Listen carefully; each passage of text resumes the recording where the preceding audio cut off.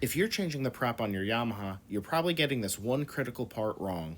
Putting these washers on backwards can cause serious vibration and damage, but in the next few minutes, I can show you how to install that prop like a pro so it's perfect every time. We'll go to the back of the boat and remove this castle nut, which is on the prop shaft. You're going to need a ratchet and a 2x4 piece of wood. You don't want to try and crank this off in gear because you'll strip your gears. So take the ratchet, let's remove it.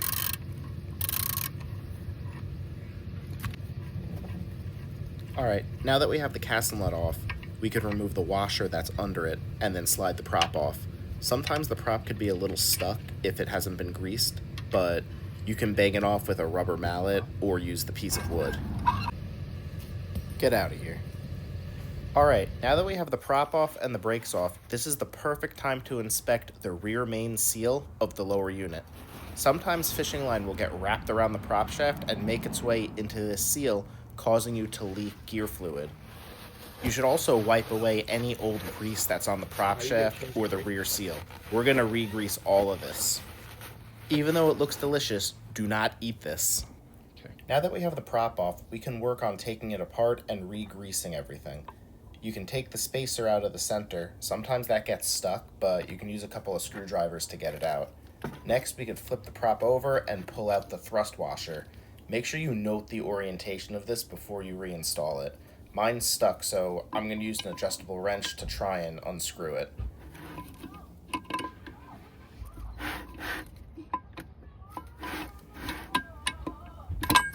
Alright, now that that's out, you could see some of the corrosion under that, so you can take a wire brush or paper towel and try to get all that corrosion off that's acting like glue.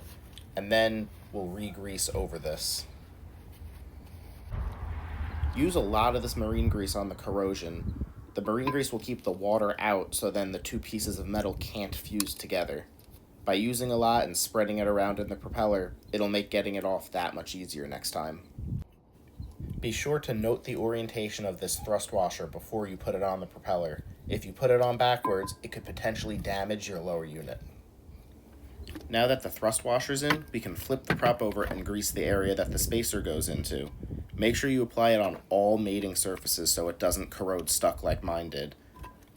The spacer should just easily slide into its area. Alright, you can stop. Start. Alright, now we're ready to put the prop on. Make sure to grease the rear main seal of the lower unit, and then put some grease onto the prop shaft. Make sure you use a lot of grease because it'll make it a lot easier to get the prop off the next time. Be sure to spread the grease around and push it into all of the splines. Before you put the prop on, make sure you double check the orientation of that thrust washer. You can check your manual or look online.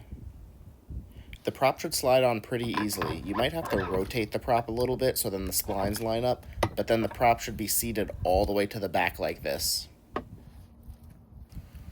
Alright, now that we have the prop back on, we can put this washer back on and thread the castle nut on by hand. Now that we have the castle nut bottomed out, we can grab our 2x4 and torque wrench. The torque spec is 40 foot-pounds, but I like to use a torque wrench just because this castle nut is under a lot of load. But 40 foot-pounds is about snug or hand tight, like when you're changing the oil on a car. The last step is to install the cotter pin. Don't reuse the old cotter pin, but all you do is slide the cotter pin in through the hole, and then take needle nose pliers and bend the two ends. This is so when you go into reverse, it doesn't unthread the castle nut and your prop come flying off. That would suck.